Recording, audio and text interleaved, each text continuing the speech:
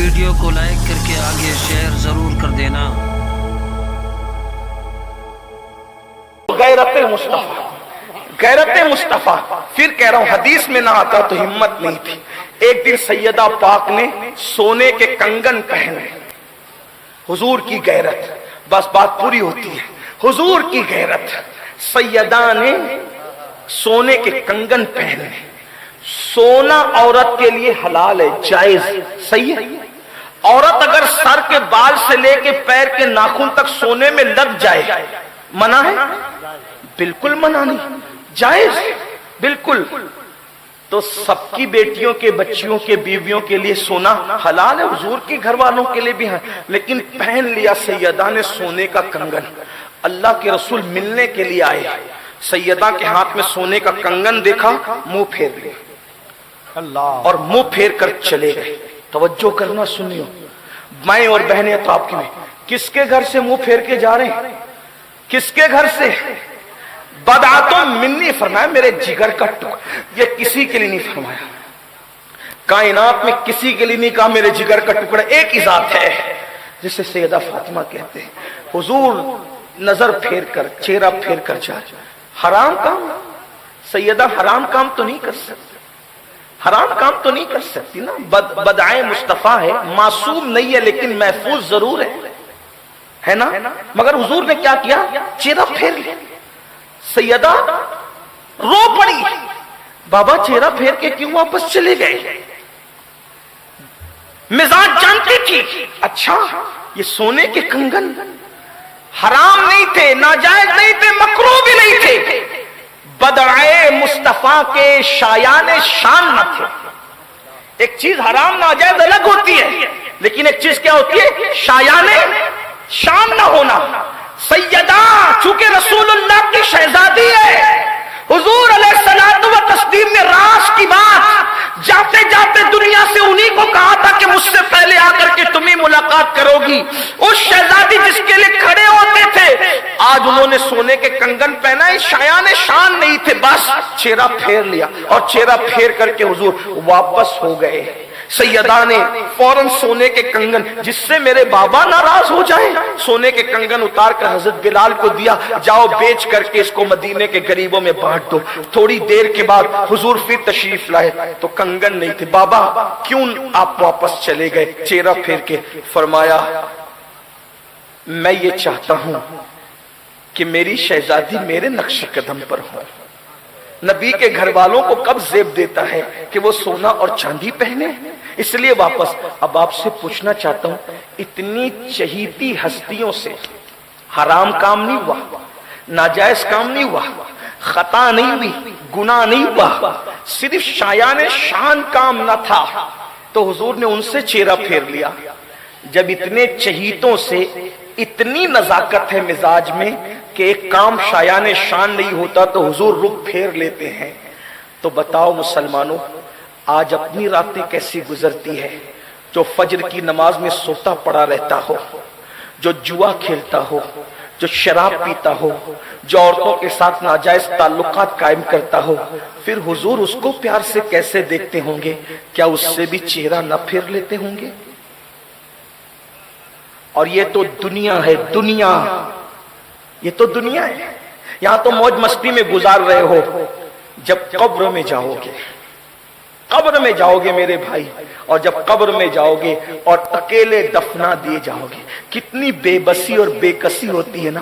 بڑے بڑے طاقتور، بڑے بڑے علم والے، بڑے بڑے ڈگری والے، بڑے بڑے خطابات اور القابات پانے والے، جن کے لیے جلسوں میں نعرے لگتے تھے، جن کے لیے جلسوں میں تالیاں بجتی تھی، جن کے لیے جلسوں میں تھالیاں بجتی تھی، جن کے لیے بڑے بڑی ڈگریوں کے اعلانات ہوتے تھے، جب مرتے ہیں تو جنازے میں کتنے بے کس اور بے بس نظر آتے ہیں۔ اب بتاؤ قبر میں رکھے گئے، سب نے منو مٹی کے نیچے دبا دیا، دبا کر کے چلے گئے۔ انسان بے بسی میں سوچتا ہے بھائی تو بھی گیا، باپ تو بھی گیا، ابا تم بھی گئے، بیٹو تم بھی گئے، یار دوست، دیکھو کتنی بے وفا دنیا ہے۔ جب سب چھوڑ کر چلے جائیں گے نا تو وہ جان وفا تشریف لائیں گے قبر میں۔ اور میرے امام کہتے ہیں جب حضور قبر میں آئیں گے تو کیفیت کیا ہوگی؟ امام کہتے ہیں قبر میں لہرائیں گے تا حشر چشمے نور کے، جلوہ فرما ہوگی होगी जब तलात रसूलुल्लाह की, मुझे बताओ। अकेले हुजूर कब्र में बचाने के लिए आ गए। मेरे इमाम कहते हैं माँ जब एक लौते को छोड़े आ कह के बुलाते ये हैं,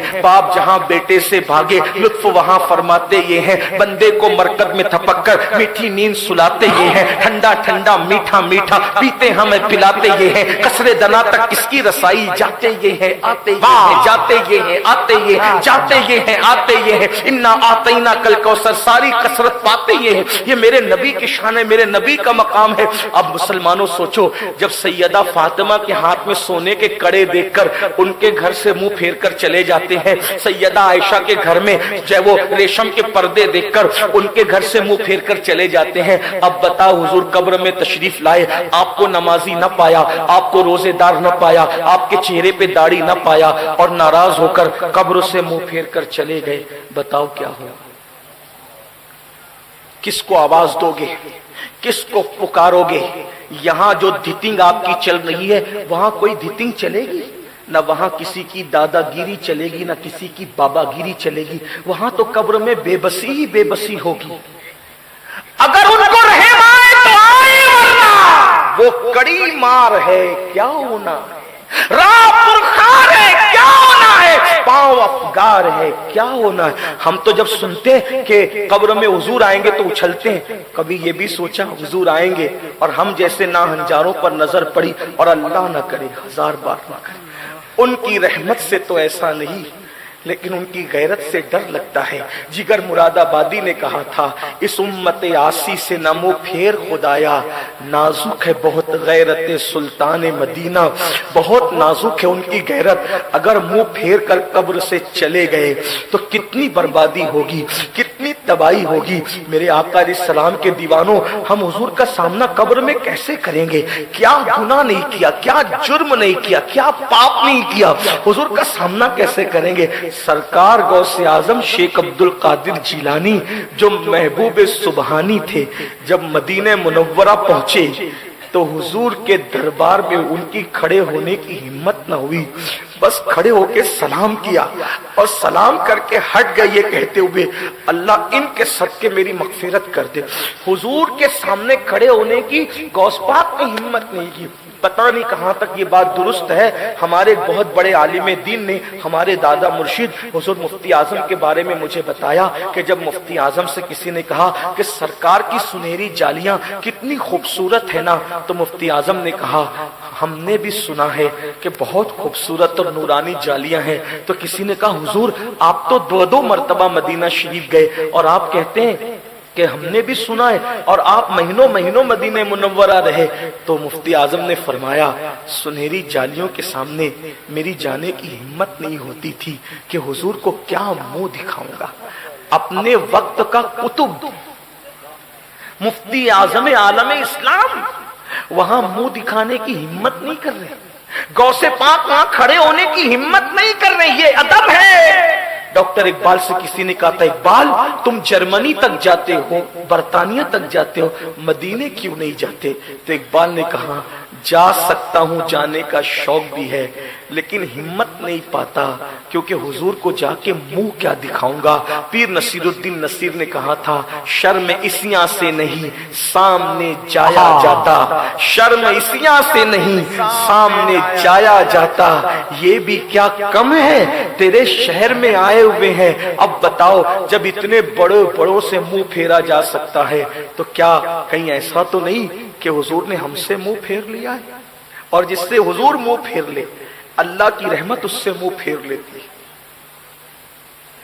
और हुजूर अलैहिस्सलाम जिसकी तरफ रुख कर ले वो पापी नहीं रह जाता, वो गुनहगार नहीं रह जाता। अब फैसला आपने करना है कि हुजूर की नजरे करम के मुस्तहिक बनना चाहते हो या हुजूर अलैहिस्सलाम मुंह फेर ले, किस पे राजी हो? आपकी मर्जी है।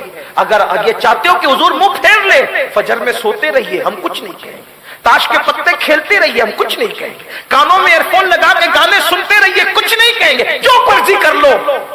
कुतुल कुलूब में शेख अबू तालिब मक्की रहमतुल्लाह अलैह ने हदीस लिखी है।